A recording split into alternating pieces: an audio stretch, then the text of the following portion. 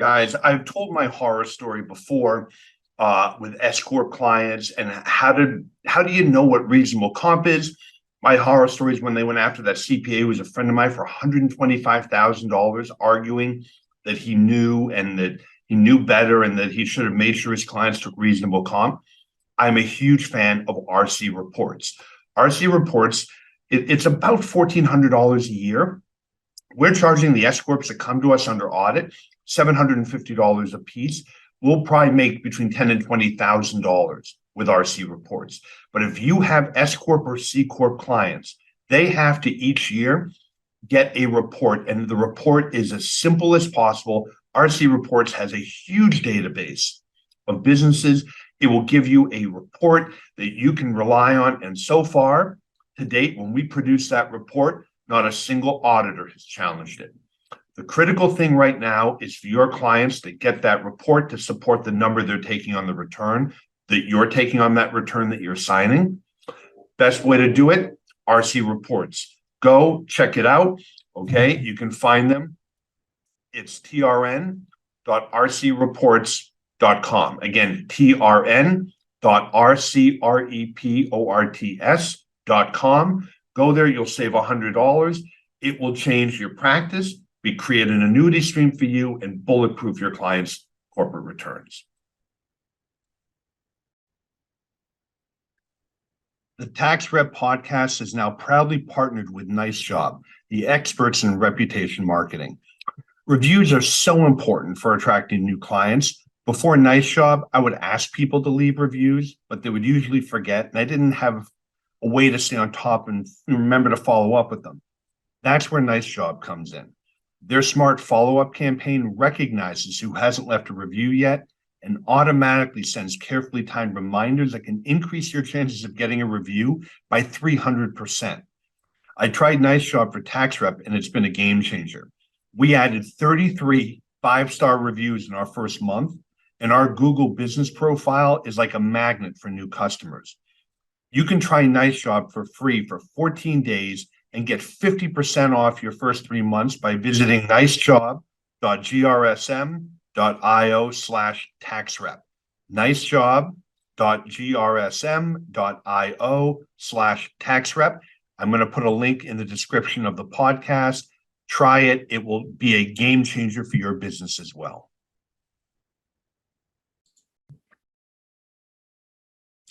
How do I manage my tax rep practice? How do I get transcripts? How do I track what is going on with the IRS with every single one of my client cases? How do we complete the offer forms, the powers of attorney, everything? We use Tax Help software. Tax Help software is the cornerstone of our practice.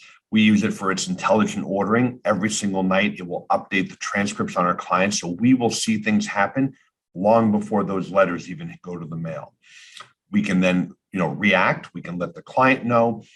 We can get all the transcripts we need to determine what our client's best options are, when is the debt going to expire, and we can fill in all of the IRS forms and get them filed accurately, the analysis done correctly.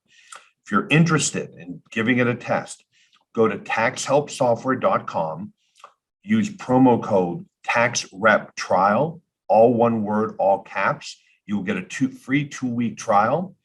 Again, that's taxhelpsoftware.com, TAXREPTRIAL, all caps, for a free 2-week trial. If you love it and want to buy it, use TAXREP10, capital, all caps, TAXREP10, TAXREP10, all caps, one word. You'll save 10% on your purchase. It will be the engine that runs your tax rep practice, just like it's what we use for ours. Hey, everyone. Thanks for joining us on this week's Tax Rep Network podcast. I'm Eric Green. Joining me is my friend Maya Weinreb. If you don't know her, I actually met her following her online.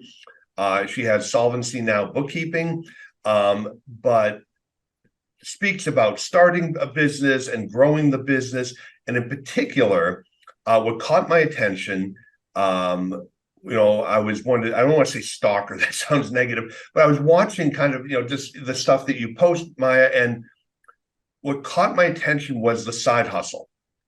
I think you might have been interviewed. I may be getting that wrong, but you had been Hmm. about starting it. And what's interesting, I started my law practice as a side hustle, tax rep as a side hustle, TG publishing. I mean, it was one of these, I had an idea and then you start working on it, and it actually became what I do. And so I'm thrilled that you have time to talk about this. Um, but just as background, can you just tell the folks at home like what you do, how you got into this? Yeah. Yeah. So I, straight out of high school, kind of needed a job and was the office manager for my boyfriend at the time, his mom's landscaping company. And so I started doing, AR and AP, not even knowing those terms yet, but sending out the invoices and, collecting money and paying bills. So I got in. So now I'm just like got into bookkeeping, not even knowing that it's bookkeeping, and then kind of went on and took that path as a career because I noticed the bookkeepers made a couple dollars more an hour than the receptionists, so I was like, okay. So I just started doing that, and and people ask me all the time, how did you learn bookkeeping, where did you go to school? And I'm like, a school of life, man. I just started doing it, and now I've been doing it for 20 years. So I started out with Excel and then QuickBooks Desktop, and now QuickBooks Online, and I've used a bunch of other software. But once you've been doing it for a while, you really understand how all the pieces fit together. So Yeah, yeah, and we were talking before we went live. Um, you've had several iterations of this, right? Because and I'll tell you, the reason I bring it up is, I tried a whole bunch of things that failed. And what bothers me is people's like, I tried it, it didn't work. And I'm like, okay, so then what? Well, I just went and got a job. I'm like, well, yeah, how many people I think Henry Ford went bankrupt. I mean, the entrepreneurs don't just have an idea and it just takes off. You yeah, try, it fails. You try, it fails. I had tried Tax Genius, and I was going to move into the education space for CPE because I really thought what you see now is all of these organizations that have like flat, like $3.99, all you want, continuing ed. They've taken high quality education with speakers that were paid well and have just started a race to the bottom. So I thought that there was this niche. Well, let's put it this way, it wasn't that easy, and it ended up like after a year completely just floundering. yeah, But that happens, right? I mean, you yeah. learn and Even move, pivot and whatever. even even as an entrepreneur, even once you have something finally going that's successful, then you're like, great, now I'm going to try this thing. And then I've had a couple of failures with other businesses and partnerships that I've tried to do, since I've even started this business. So yeah, there's been several iterations, and it's a tough breed of people. Entrepreneurs is the ones where, it's like, there's no such thing as a failure. There's only, I've probably written this on my social media posts, but I never lose. I win or I learn. Right. So everything is just a learning opportunity. Right. No, it's interesting. And I've learned from mentors that I haven't even met, just listening podcasts, whatever else. So when I started Tax Rep, so what's weird is Tax Rep, which is now 500 members, multi-million dollar, it's a business. I now have marketing folks. I've got the bookkeeping done. I mean, all of the stuff that started as sort of this. I had an idea, and so the way I got business as an attorney, I started the law firm as a side hustle. I was working for Deloitte, the big accounting Mm-hmm. firm, and I wanted to go on my own. So I had friends who were financial advisors. So I started a little side law practice. And at night and weekends, I'd go meet with clients, do their estate planning, do whatever. Ultimately went on building up my law practice. And the way I got business is you get a bunch of accountants in the room, give a talk, and they refer work. Mm-hmm. 12 years ago, I had, actually probably longer, about 14 years ago, I had one of them come up to me and said, I would pay you if you would teach me to do this. I'm like, huh. So I created an 8-hour training course and realized I wasn't going to sell much of this if I didn't partner with somebody. Called all of the major Intuit, Drake, the NAEA, NATP, CCH. CCH was the only one who said, we can see this being, kind of a little niche thing. Mhm. So we end up launching the IRS Representation Certificate Program. And Nice. they ran around, they sold a bunch of them. I then started getting phone calls from accountants. Hey, Eric, I love the videos from CCH. I have a client with a problem. Can I refer them to you?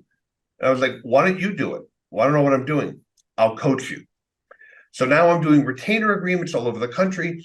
And then one of them said, well, can I just pay a monthly flat fee? And so we came up with a membership. So I created a website. Now I was doing training in the website, and it sort of just grew and grew and grew. But we hit a point where I had about 80 members, and it just wasn't growing. And I listened to a podcast. It was Bedros Keuilian being interviewed. He has Fit Body Boot Camp. He was being interviewed, and he was talking about how he couldn't sell Fit Body Boot Camp, and he was, they don't get it, they're too cheap. And his mentor said, well, no. If they aren't buying what you're selling, the problem is your message, not them. And so I was like, you know what? That's right. And so I found a woman who had a training program for accountants, but not in my space. She had 3,000 members. So I said, how do I? And she said, I'll consult. 2 days later, she called me. She's like, I know what your problem is already. You're talking about expertise. Nobody cares. You need to change and tell them, how do they make money doing this? Yeah. So she helped me rewrite my copy, and we went from 80 to 200 members in a month. Wow. Yeah. And so, but I had the curse of the entrepreneur. This is going well. What else can I get into? And it's weird how these things happen. I heard another podcast. It's Alex Hormozi. It's the podcast is called The Game. If you don't listen to it, I highly recommend it. He started he started a franchise thing, and then he now has acquisitions.com. And so he was talking about, he went to a mastermind that he paid a lot of money to be part of. And, they were making, good money at this, growing every month. And then he was going to start a supplements business and all that. And somebody who was a COO of a $10 billion company came up to him and said, look, just humor me here. What if you didn't start the supplements business? You've got this thing that's going well. Why don't you take that money and double down on what already works? And that's actually because, it's almost like you think you got here, I won. Now what else can I get into? You got something that's working, run with it. I had the CEO of a big, probably almost $1 billion company that had just gone public, and I happened to meet him getting some vitamin IVs, and I was like, oh my gosh, I'm so excited. And he was like, yes, you can pick my brain. And I was like, and so I just started asking him all these questions, and I said, you know what, I want to start this business, and I want to do this, and he said the same thing to me. He said, why don't you, you have this successful thing, why don't you double down on that and make that go? And then he also said to me, service-based businesses are, they are harder in a certain way, right, to make big. And he goes, why don't you figure out a product to sell in your business, in your existing business? And I was like, I have ideas. I want to do this, and I want to do this, and I'm looking at, getting a software for this, or, creating a bookkeeping class for that. And he was like, great. And then he's like, tell you what, here's my email address. You can email me once a month with questions. And I was like, okay. And I totally haven't done it, because I feel like I don't have any important enough questions to ask this, Well, so and for those people who don't know, so what Maya does is bookkeeping. So, accountants, I'm a big fan of the CPAs and EAs. You should not be doing bookkeeping. This is not a good use of your time, whether it's rep, which is my thing, or financial advising. Go get your CFP. Forensic accounting. Go get your CFE. I mean, the forensic accountant that we were talking about before that I use is $750 an hour. He's more expensive than I am, and you need him. You know, in a divorce or criminal case, you know, who's fighting about price at a time like this? But the question is, could you automate with software so you could do outsourced, you know, almost so you could do white label, but the client would have to be set up in a way so that you could download from the bank, you know, because otherwise you're right. If you're going to pay per hour, it doesn't work. Yeah.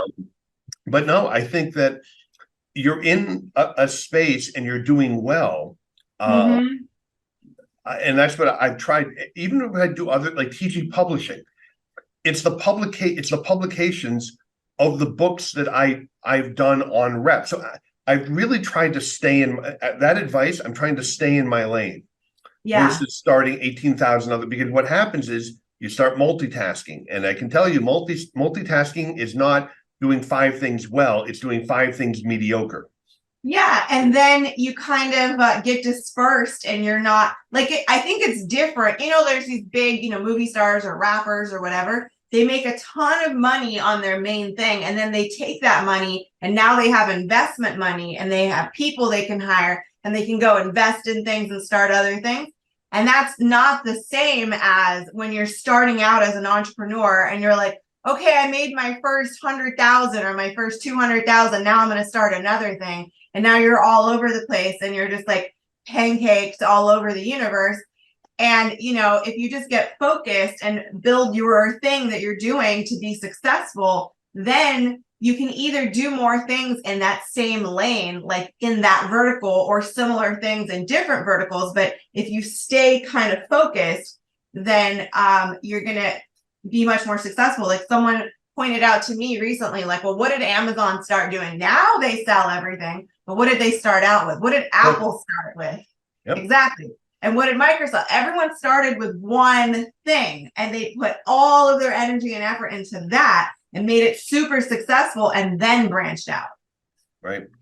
So what is your advice for folks who are listening to this? I work at a big firm and I want to go out and do my own thing. I mean, how you kind of got started falling into this, into bookkeeping? Yeah. I did, but I always knew that I wanted to do my own thing. You know, I remember I got a job interview one day as a very young adult, and the hiring person said, "Where do you see yourself in 5 years?" And I said, "You know, probably have my own company." And she was very offended because I was like, "Wait, was I supposed to say that I want to work here on this entry-level job for 5 years?" And she was like, "Some people do, you know." And I was like, "Oh, I'm sorry. Like I said the wrong thing, you know." But so I always kind of knew that I wanted to do my own thing. And I tried and I failed.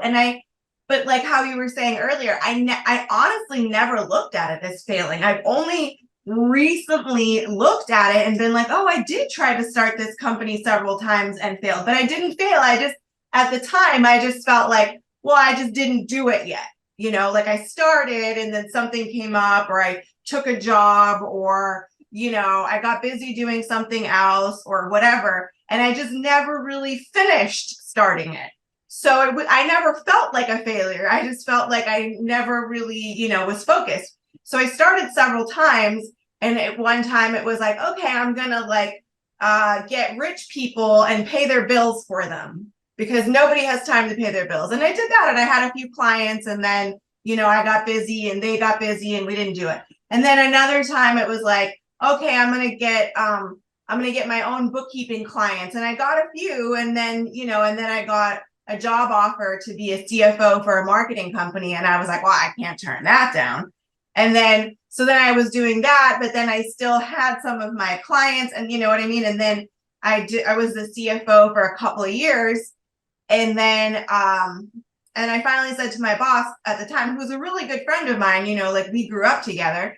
I said, you know what, like I have more potential over here. And he said, you know what, you're right. You should start that.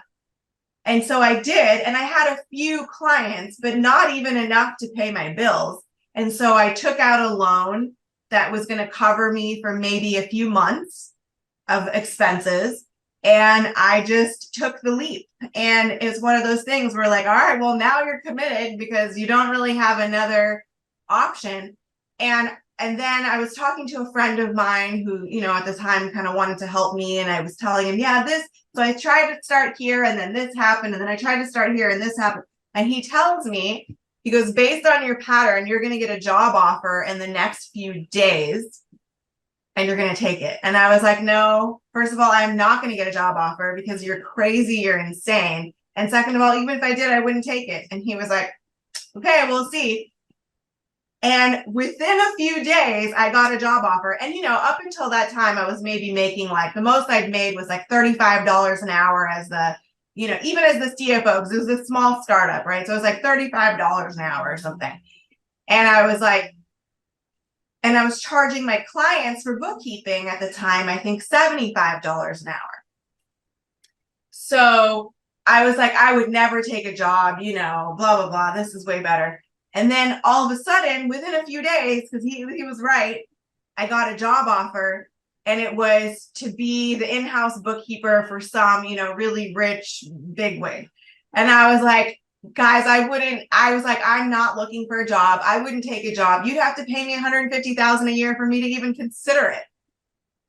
And the guy goes, okay. And he called me back the next day and he goes, okay, starting salary, $150,000. And I fell out of my chair. Never had even heard of that much money before. And obviously I had because I did bookkeeping for other people, but not for me personally. And literally spent the day curled up in a ball in my bed, calling my friends, like, what should I do? And every single one of them told me to take the job. And every single one of them, I convinced them why I shouldn't take the job. They're all like, it's $150,000 starting salary. Are you crazy? And I was like, maybe, because I think I could make more money than that if I have my own company. And they were like, okay. And, and I did. It took me a few years to make that much take home, but I did. Yep. So, there's the, and this guy telling me my pattern was right because I had started and not failed, but kind of given up and just taken the job or whatever, gone the easier, the easier path. And the easier path is not, usually the most rewarding path. But it's so funny you say that. My 100th episode, I had Amy Vetter on. I don't know if you know Amy, and we were talking about this, and we were talking about you have to take the path that's more dangerous, or at least it feels more dangerous. But I have to tell you, when the economy turns, it's the employees that get let go. No one's letting me go. Right. You might lose some clients. I've definitely had clients that I've lost because they've closed their businesses because of the economy. But no, it's the thing that people have to understand, I think, is like people look at entrepreneurs, the tax, and you can lease a car and all. What you have to understand is you are going to work harder, much harder than you did as an employee. Mm-hmm. Right? And I forget who said this, but they said, do you know what Elon Musk, Warren Buffett, Bill Gates, I forget who else, Dan Pena, what these people have in common? They all slept in the office. They all worked like animals when they started. Now, Bill Gates doesn't have to anymore, but when I started my law practice, I worked all week at Deloitte, which is not a 9-to-5 job. And every night. Yeah, they want at least 80 hours, right? All right. And every night and every weekend, when we launched Tax Rep, creating content and all of that, plus running my law practice, it's you're going to work hard. And if you're the work-life balance myth. I think there's a book called that, right? It's just like you don't get to live the life that you want if you're not willing to bust your ass and do what it takes. I started my company thinking, and when I hired my first contractor, I was like, this is so great. I don't have to work anymore. I just will make them do all the work. because, really deep down, I'm lazy. I feel like most entrepreneurs deep down are lazy, and we're Oh yeah. constantly trying to work out better solutions to get more things done faster, right? So I hired my first person thinking that, and then I started realizing, oh, I see. The more people I hire, the more I have to work. Like it's more work. And now instead of working 40 hours or, maybe 50, 60 hours at a job, now I'm working 100 hours a week. I'm, barely sleeping. And then when I'm out seeing my friends, all I'm doing is talking about my company and networking. And I'm just working all the time.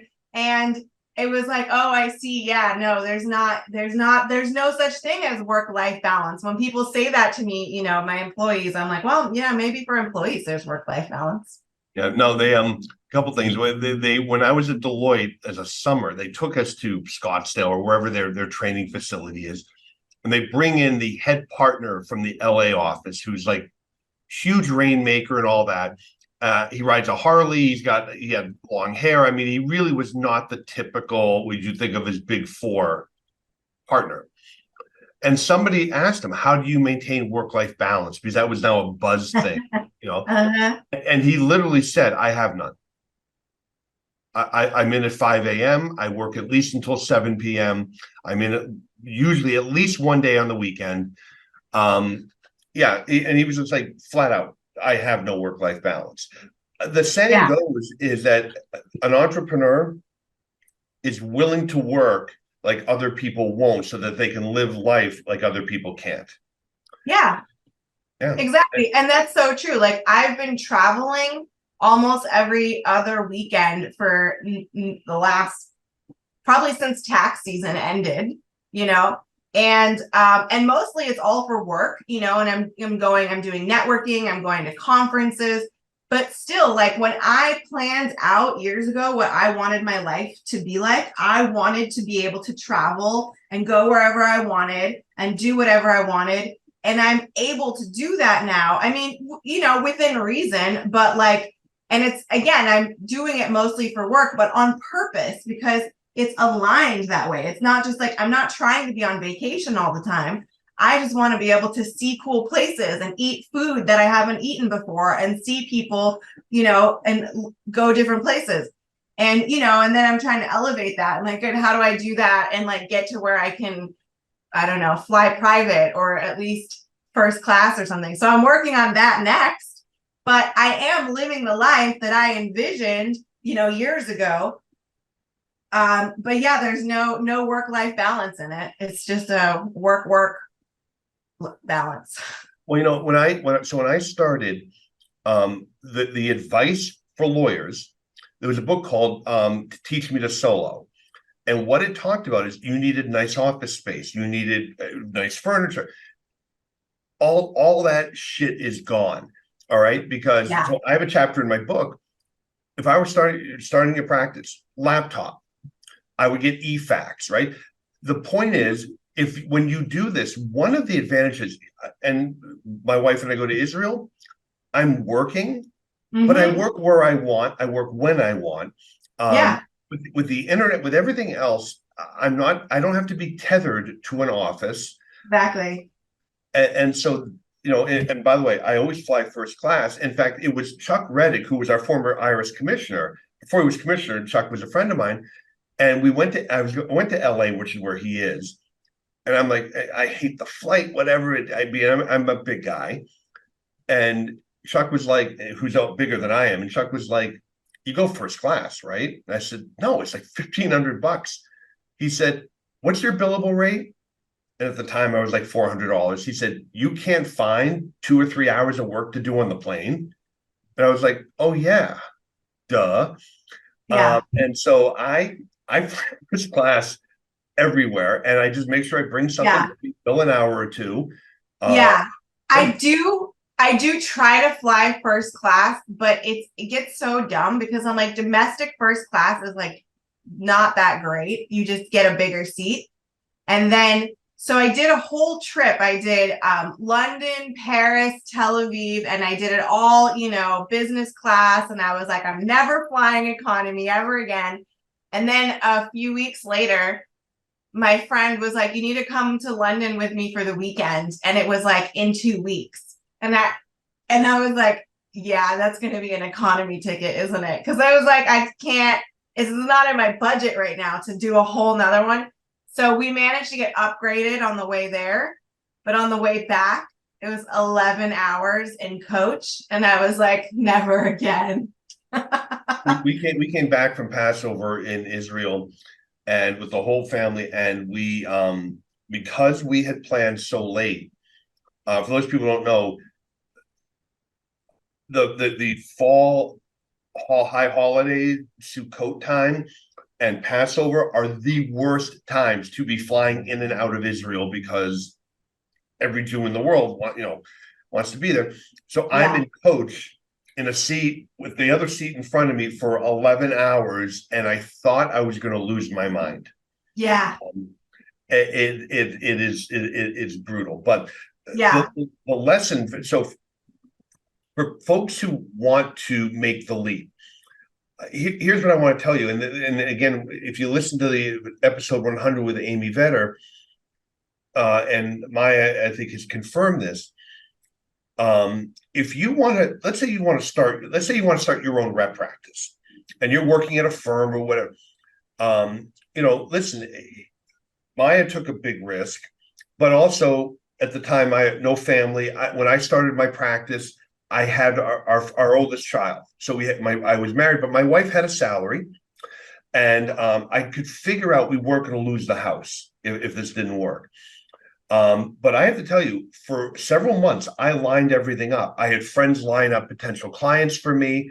And I literally sat down and walked through this. And my wife, at that point, Dina, said, you know what?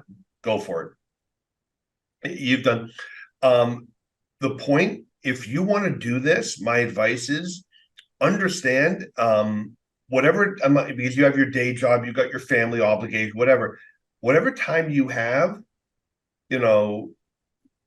God damn it, you better be caffeinated and motivated. I mean, you've got to go. You have to be hustling. You don't. And the one thing that's so hard about it, especially if once you quit your day job, and this is probably pretty common, but I went through like an entrepreneur depression because I was like, no one cares if I get up in the morning or not. I don't have to answer to anyone. And you have to shift your whole mindset to there's no external motivation.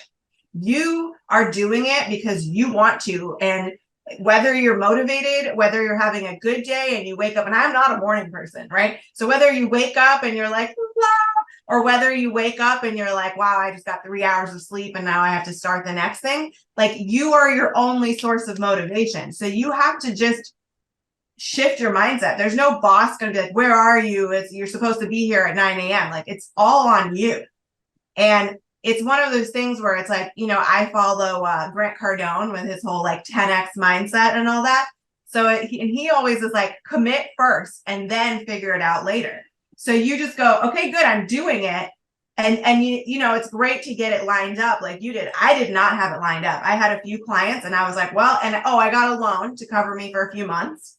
Mm-hmm. And I was just like, okay, if I, can't pay my rent, my sister has a couch. I don't know, that was like, but I better figure it out. And I committed and I figured it out. Yeah. I think my big thing I'm telling people is, so first of all, a couple things. To do this, you don't have to make, I'll give you an example. Let's say you are working at a firm and you're making $100,000. What do you need? And inevitably, they'll, tax revenues, I need 100,000. No. What do you need? Sit down and break down what you need. It might only be 60. Yeah, just to live on. So in other words, I don't need to make the leap. A lot of people figure they need to maintain where that is not going to work. Yeah, rarely. Figure out what you need to get by, because here's the other thing: it will never get big until you do it full time. Mm-hmm. So you can work on it on the side. For me, it was like, okay, what do I need? I'm making 100 now. I need 70. All right, what do I need to get to 70?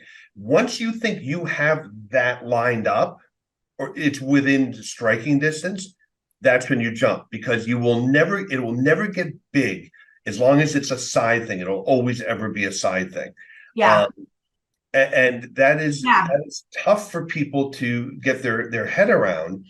But also, what do you want? Because the biggest thing I think is, oh, I want money. Well, that's nice, but what do you want? Describe for me what you want your day to look like, and dollars. All right, and engineer backwards. All right, I want to Yeah. make the 100 with the over and everything. I need to be bringing in 200. Okay, where am I now, and what do I need to get to 200? Now it's not a dream; it's a plan, and you Yeah. just sit and execute on the plan. And Yeah. people get caught. I find people get caught up in the unimportant stuff. The first thing I can lease a car. How about you make money before you start worrying about leasing the car? All right. Yeah. I can, Especially these days, I like you don't even need a car. I mean, depending on what city you're in, but it's like you have your laptop and you have your living room, and all of my employees work from home, and I'm blessed that this time everyone considers that a benefit. You know, there was a time when it was like, oh my gosh, you don't have an office, they have to work from home, and now it's everyone wants to work from home, which is great. But it's like, yeah, so do you need to lease a car? Do you need a fancy office? and by the way, um, if we have offices in Manhattan, Stamford, West Hartford, and New Haven. New Haven is the only real office. The rest are with a company called Regis. Yeah. It's like $30 a month per location, whatever it is. Yeah. If we need to book, I can go on, book in Manhattan. People show up. We're in a big commercial building. I have a conference room. If I need to meet people in that kind of a setting, but more and more, and that was a problem before COVID, when Yeah. clients wanted to come see you. Now, Yeah. even the older clients, well, can't we do like Zoom? Absolutely. You Yeah, know, totally. No, and I have an office like that in Tampa, so like I'm in my home office in Clearwater, but and I don't meet people because it's like I have a remote company, but if it's ever like kind of a networking thing or whatever, like, okay, I have an office in Tampa if I needed to book the conference room, but yeah, I never do. I'm like, how about Zoom? right? I'll send you a cup of coffee. I'll send you a Starbucks delivery for you.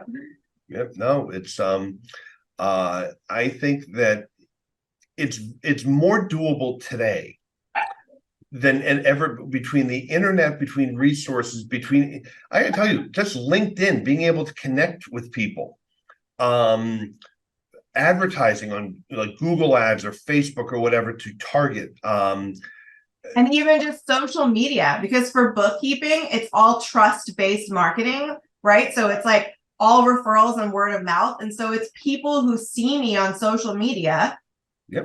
talking about, yeah, exactly. Talking about bookkeeping, talking about being an entrepreneur. And then they refer me to other people, even though I never even did bookkeeping for them. And I'm just like, thank you. And it's all because they trust me. And I have tons of, testimonials and success stories and things. So obviously I have a great company or else I wouldn't be successful. But I just find it hilarious because when I've tried to do like cold email marketing campaigns, they don't get any traction. But when I do a podcast and post it on social media, I get all this interest and clients. Well, and by the way, my decision to bring people on, usually either I know them, and I ask them to come on, like the IRS executives, that kind of stuff, or I have been following them, and I feel that, in watching your stuff, I was like, you're legit. And that's why I reached out, because, plus I'm always happy to meet other like-minded people. Yeah. I was just talking about this. So we have a mastermind group, and we launched our 2024. I was just telling a lot of folks that are looking at it, it's the beauty of the mastermind model is along the same lines. You want to be around like-minded people.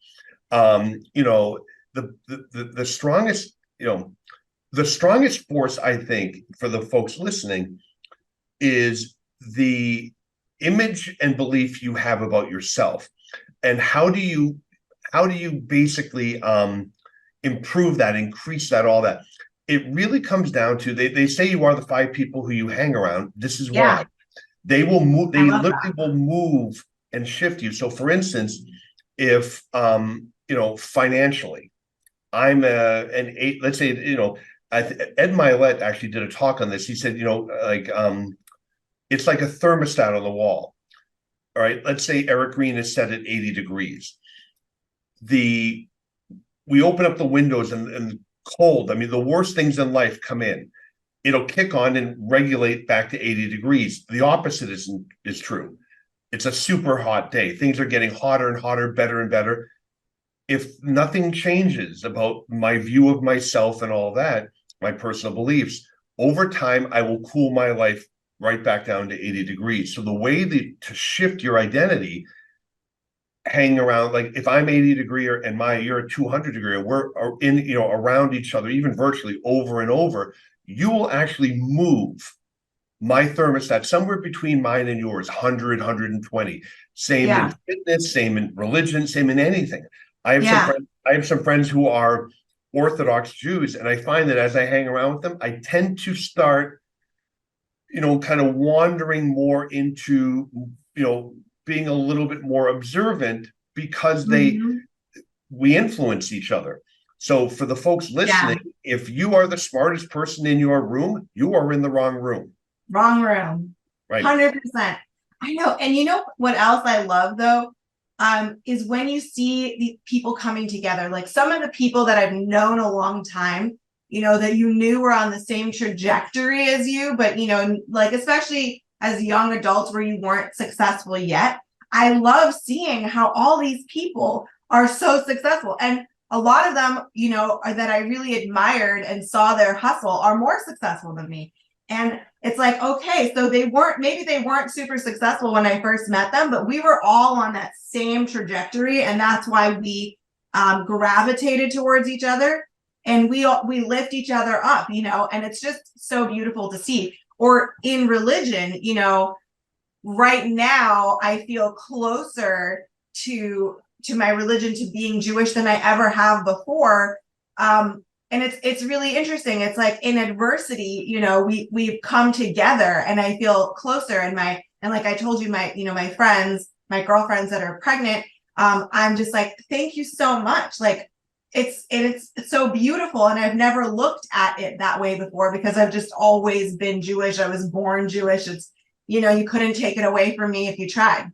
Yeah, October 7th had a big impact on those of us who grew up thinking, well, that'd never happen again. And then to fucking watch it live is unbelievable. Yeah, No, so for the folks listening who have a side hustle or would like to have one, go for it. Go for it. But just yeah. understand you're gonna work.